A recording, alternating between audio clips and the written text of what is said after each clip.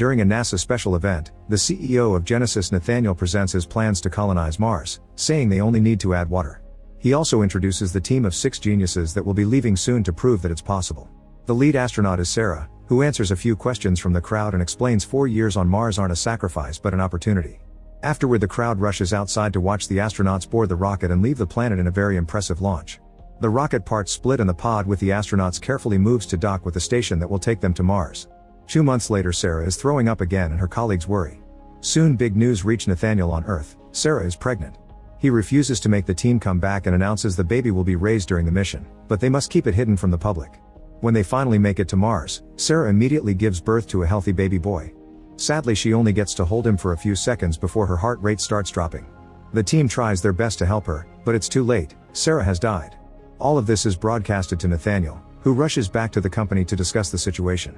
Mars gravity will alter the child's organs, meaning the heart won't be strong enough to work on Earth's gravity and his bones will be oversized. There's no way he could survive coming to Earth. Nathaniel wants to go public with this and take full responsibility, perhaps even go to Mars too. However, director Tom refuses and reminds Nathaniel that he's sick, so he would survive the trip. In the end, they agree to let the child grow up in Mars and keep him a secret. Once the meeting is over, Nathaniel gets into a spacecraft and tries to leave the planet. The takeoff goes well, but as the spaceship leaves the atmosphere, things get complicated and Nathaniel loses control. Suddenly all movement stops and it's revealed this is a simulation that Nathaniel has failed, judging by the messages saying all perish on the screen. 16 years later, the Mars colony is actually thriving and the boy has grown into a teenager named Gardner. When he asks his robot for a map of the ventilation system and the robot refuses, Gardner rips its head off and uses it to access the system. He watches videos of the mission launch and knows who his mother was. His snooping is interrupted by a message from Kendra, the astronaut who raised him. She reminds him it's his shift at the greenhouse and calls him indispensable, but Gardner can't believe that because nobody knows he exists. Moments later, Gardner finally obtains the map of the vent system and sneaks inside it to reach a room he usually isn't allowed into. Here he opens a locker and finds a box with Sarah's belongings that he takes to his room. There's a ring and a flash drive disguised as a branch, which Gardner connects to his computer. The files contain pictures and videos of Sarah and a man during a beach vacation, causing Gardner to assume that's his dad. After printing a screenshot of the couple, Gardner receives a message from Tulsa, his online buddy from Earth. Tulsa lives in Colorado and is stuck in the foster care system, which she hates. She doesn't know Gardner's secret because he hides his IP and pretends he's living on Park Avenue but can't leave the house because he's sick. They talk every day and they're very close friends regardless of the distance. Afterward, Gardner watches a movie with Kendra about an angel that is willing to lose his powers to be with a human woman, which Gardner finds very inspiring. On Earth, Tulsa practices some music in secret but stops when she sees some guys at the window laughing at her. Annoyed, she leaves the school on her bike, ignoring the guys trying to come after her and throwing nasty comments. After a ride through the mountains, Tulsa makes it home, only to find her foster father unconscious because he drank too much. She wakes him up and drags him to his old biplane, asking him to pilot it. Her dad says she should do it instead, but Tulsa doesn't dare. Back to Gardner, he makes sure nobody is around and makes a jump to press a sensor that hacks the lock and open the door. This jump leaves him in pain and hardly breathing. Then he suits up and leaves the base on a car to visit Sarah's grave. This only causes him to be more frustrated about his situation, so he starts driving like crazy to blow off some steam. However, this causes the car to lose control and flip. Gardner's suit breaks and he starts losing oxygen, but luckily Kendra has been following him and arrives just in time to save him. When they return to the base, Kendra scolds Gardner for not being responsible and wonders how he got past the electronic lock. Gardner reveals he used the magnetic implant that monitors his organ growth. Kendra then tells him that Sarah's grave is just a memorial and her ashes were spread across the Pacific Ocean. Moments later, Kendra makes a call to talk to Nathaniel and Tom. She tells them how smart Gardner is and how he's hungry for socialization. When Nathaniel points out Gardner wouldn't survive the trip, Tom cuts in and reminds him NASA is angry with him because he disappeared after the baby's birth. NASA was never happy with the child's situation and wants him to come to Earth. There are few procedures that could help Gardner survive the trip, but Nathaniel still refuses to sign the authorization. After hanging up, Kendra decides to act behind Nathaniel's back and tells Gardner he can start going through the necessary steps to go to Earth. Gardner immediately messages Tulsa, telling her that they've found a cure for his illness and he'll visit her soon. Next, Gardner undergoes a very risky procedure to increase his bone density, followed by tons of physical therapy to get him used to Earth's gravity. When he isn't training, Gardner takes all the money from the crew's wallets in storage. He also watches romantic movies to learn more about courtship. Once Gardner is finally ready, he and Kendra leave in a shuttle that is taking a few astronauts home. While they chat, Gardner asks about his father, but Kendra swears nobody in the crew knows his identity or any details about him. On Earth, Nathaniel checks the Mars security cameras and the crew files, discovering that Gardner is gone. He runs to the NASA offices and talks to Tom, who had been working with Kendra behind the scenes. Nathaniel demands to see the boy when he arrives, but Tom says it's impossible. When the shuttle gets close to the planet, Gardner is overwhelmed by its beauty. As soon as they land, a NASA team gives him shades to protect his eyes from the sun and a mask to protect his lungs, but Gardner is very distracted by the sea because he never saw so much water before. Afterward, they take him to the lab to run some tests and make sure he's fine. Later that day, Nathaniel is finally allowed to visit Gardner, who continues to be impressed by all the colors and his own new weight. They start exchanging questions about life on Earth versus life on Mars, but they're interrupted by Kendra. She and Nathaniel join another meeting with Tom and they agree to keep Gardner in quarantine a bit longer until they make sure everything is well. When Kendra gives Gardner the news, he immediately complains because he's tired of being locked up. As soon as he's left alone, he sneaks out of his room and opens a bunch of gas tanks to fake an emergency. By the time the alarm starts wailing, he's in the locker room stealing a suit to hide among a group of students. While security tracks him on the cameras, Gardner enters another building and steals some clothes from a worker. Using his implant again, Gardner opens the back door and gets access to the loading bay, where he takes the chance to hide inside a truck. By the time Nathaniel and the guards arrive, the truck is already gone. A few hours later, when the truck finally makes another stop, Gardner gets out and almost gets run over by another vehicle in the street. He dodges just in time and keeps going until he finds a hobo with a fire. Gardner is amazed by the flames and even exchanges his shades for the man's. He also gets directions for the bus station. While waiting for the bus, it starts to rain, and Gardner enjoys the feeling while everyone else runs for cover. Meanwhile, Kendra is helping Nathaniel search for Gardner and she looks at his computer files, learning about his friend Tulsa. Eventually, Gardner makes it to Colorado and goes to Tulsa's school to finally meet her in person. When she realizes who he is, she slaps him for ghosting her for months. Gardner apologizes and explains his trip required a very specific kind of transportation method that didn't allow him to send texts. Tulsa calms down and tells him to wait while she finishes her classes.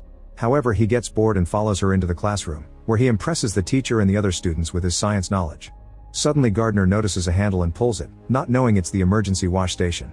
Some water falls on him and he finds it amusing like everyone else. After class, Gardner tells Tulsa he's from Mars, but she doesn't believe him.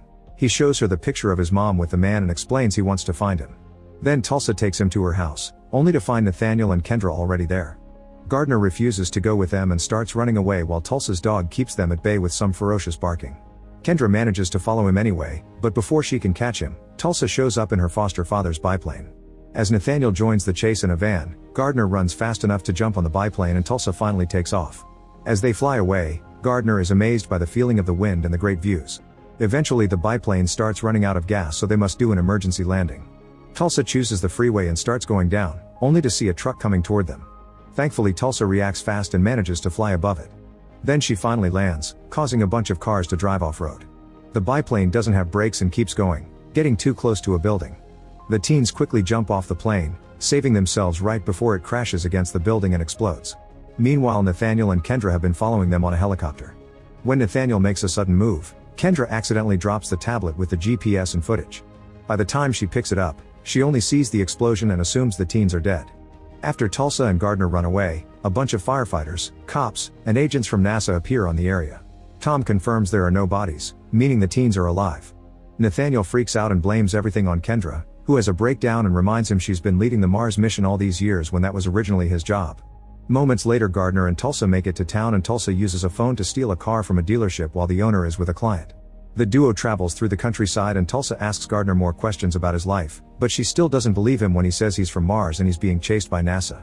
Furious, she stops the car and starts yelling at him, explaining she's tired of everyone in her life lying. Gardner shows sympathy for her situation and behaves like the gentleman from the movie to get her back in the car. At that moment, Gardner gets scared when he sees something big moving on the road, so Tulsa has to explain it's just a guy riding a horse. A few hours later, the duo stops at a diner and wait for a mother to rush with her child to the bathroom.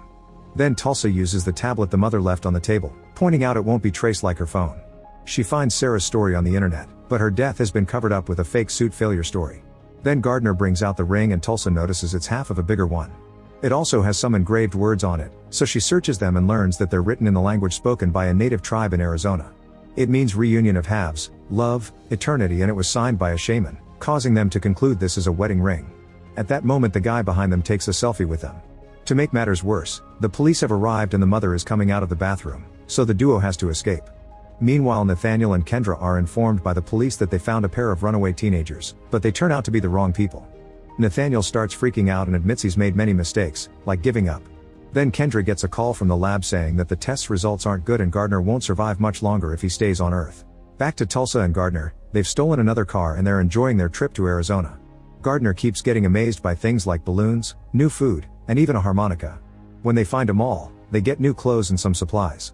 Tulsa finds a piano and plays a song she wrote, which Gardner finds beautiful. Soon the mall's security footage reaches the hands of Nathaniel. Once they're back on the road, Tulsa teaches Gardner how to drive and he uses the chance to repeatedly tell her she's beautiful. It makes her feel a bit awkward, so he squeezes her knee to calm her down.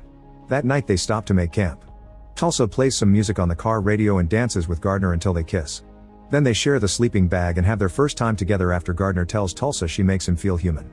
The next day they find a woman in the area and ask her about the shaman. Luckily she knows him and takes the teens to see him. The shaman checks his records and finds the check Sarah used to pay for the ceremony, which has her address but no mention of the man. Since the shaman has a computer, Tulsa uses it to search the address and look for views that match the picture. At that moment Gardner's nose starts bleeding, so he turns around and cleans it off before she can see it. Tulsa's search is successful and finds the place from the picture. On their way out, the other woman tosses flower petals at them so they share a kiss. After many hours of driving, the duo decides to spend the night in Las Vegas. Tulsa tries to show Gardner all the buildings that imitate famous places from around the world, but Gardner finds it too overwhelming and fake. He starts feeling dizzy and his nose bleeds again until he passes out. Gardner's immediately taken to the hospital, where the doctors run tests and notice his strange bones, not to mention his enlarged heart. Tulsa also sees this and realizes he wasn't lying. When Gardner finally wakes up, he wants to leave immediately. At first Tulsa tries to stop him, but Gardner explains the hospital can't save him anyway, so at least he wants to finish his mission. The duo sneaks out of the hospital and steals another car to escape right before social services arrives. Sometime later the duo finally makes it to the place from Sarah's picture. Gardner is very weak and Tulsa has to help him walk.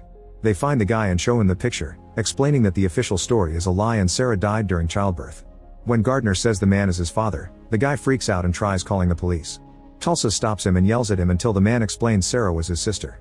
Devastated by the news, Gardner starts walking toward the sea. When Tulsa tries to stop him, Gardner explains his mother's ashes are here and that since he didn't choose where he was born, he wants to choose where he'll end. After the couple shares a kiss, Gardner falls into the water, only for Nathaniel and Kendra to show up to the rescue. Together with Tulsa they drag him out and lay him down on the sand. Gardner starts asking questions about his mother and the way Nathaniel answers them finally makes him realize he's his father, which Nathaniel confirms. Afterward an ambulance rushes Gardner back to NASA and once he's stable enough, they put him in a shuttle to take him back to Mars and Tulsa comes along. He doesn't have much time left and the pilot refuses to go faster because of regulations, so Nathaniel takes over the controls. The shuttle begins shaking a lot under his command, but he's desperate to save his son and this time he doesn't make any mistakes. The shuttle safely makes it to the stratosphere and Tulsa wakes up Gardner, who immediately starts feeling better. The teens hold hands and float together while confessing their love for each other. When the shuttle stops at the station, Gardner has to say goodbye to Kendra and Tulsa, who can't come along. Tulsa watches in tears how Gardner returns to Mars for the sake of his health. Sometime later, Gardner is healthier and wearing his mother's ring. He and Tulsa are still chatting online every day. One afternoon Kendra visits Tulsa and explains nowadays she trains astronauts at NASA and that she has a big empty house that makes her feel lonely, so she volunteers to adopt Tulsa. The girl is happy to accept and soon she joins the training program too. Meanwhile on Mars, Gardner gets to know his father better.